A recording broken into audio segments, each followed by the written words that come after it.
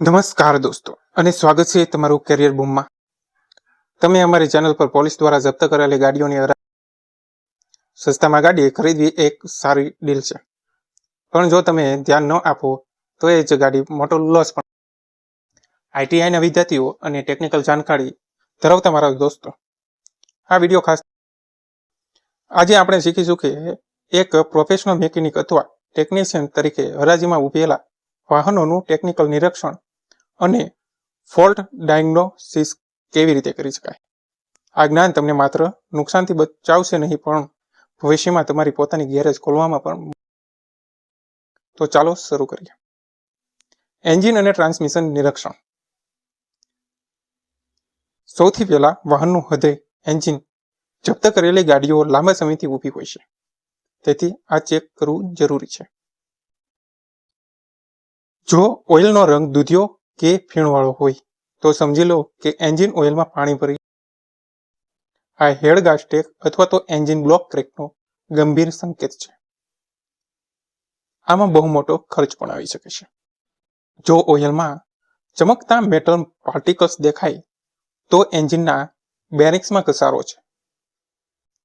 Engine નીચે અને gasket આસપાસ ઓઇલ લીકેજના નિશાન જુઓ. નાના લીકેજ ચાલે, પણ મોટા ટપકા ગંભીર. ઓટોમેટિક ગાડી હોય તો ટ્રાન્સમિશન ફ્યુલ્ડ ચેક કરો. મેન્યુઅલ ગાડી હોય તો ગિયર બોક્સ પાસે લીકેજ જોવું જરૂરી છે કે ગિયર બોક્સમાંથી આવતો અસામાન્ય ઘસારો કે ધાતુનો અવાજ ગંભીર ગિયર સમસ્યાનો સંકેત છે. હવે જોઈએ તો ઇલેક્ટ્રિક સિસ્ટમ અને વાયરિંગનું. તો કે જપ્ત કરાયેલી વાહન જે છે તે વાયરિંગ સાથે સૌથી વધુ ચેડા થયા હોય કે ઉંદરો તેને કોતરી ગયા હોય, નુકસાન થયેલું હોય, તો એ ખાસ શું કે બેટરી ટર્મિનલ્સ પર જામેલો સફેદ કે ભૂરો કાટ જુઓ. આ કાટ જુઓ તમે અને બેટરી કેબલ્સ કે ઢીલા તો નથી ને. જો ગાડી સ્ટાર્ટ ન થાય તો બેટરીના વોલ્ટેજ ચેક કરો.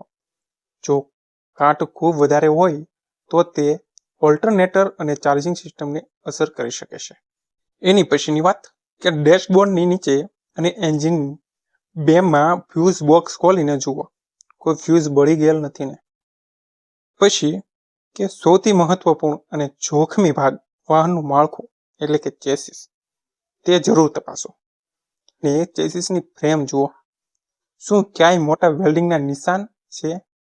શું ફ્રેમ વાંકી વળેલી કે તૂટેલી દેખાય છે? ચેસિસને થયેલું મોટું નુકસાન સૂચવે છે કે ગાડી ગંભીર અકસ્માતમાંથી પસાર થયેલી છે. આથી ગાડી રિપેર કરવી બહુ મોંઘી અને સુરક્ષા માટે જોખમ. આવી ગાડી ખરીદવાનું ટાળો.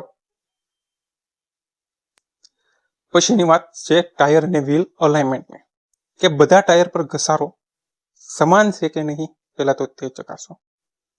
જો ટાયર માત્ર એક બાજુ હેથી ઘસાયેલ હોય તો તે સસ્પેન્શન અથવા વ્હીલ અલાઇનમેન્ટમાં મોટી સમસ્યા જે પાછલા અકસ્માતની નિશાની હોઈ શકે છે. તો દોસ્તો, આ હતા મહત્વના ચેક જે દરેક આઈટી વ્યક્તિએ હરાજીનું વાહન ખરીદતા પહેલા કરવા જોઈએ. હવે કેરિયર બૂમ તરફથી તમને ટીપ કે આ તમે માત્ર વિડીયો જોયો તેનું મહત્વ શું છે તે કહો. પહેલું કે પ્રોફેશનલ વ્હીકલ વેલ્યુએટર તરીકે તમે કામ કરી શકો. બીજું, પોતાનો જપ્ત કરેલા વાહન રિપેરિંગ અને સેલનો બિઝનેસ કરી શકો છો. ત્રીજું, આ જ્ઞાન તમારા આઈટીઆઈ સર્ટિફિકેટની વેલ્યુ બજારમાં અનેક ગણી વધારે. આશા છે કે આ વિડીયો તમારા માટે ખૂબ ઉપયોગી થયો હોય. હરાજીની ગાડી ખરીદી, પણ હવે તેનું આરટીઓ ટ્રાન્સફર કેવી રીતે કરવું, ક્યાં ડોક્યુમેન્ટ જોઈએ, તેના પર વિડીયો જોતો હોય તો કોમેન્ટ કરીને જણાવજો. જય હિન્દ, જય ભારત.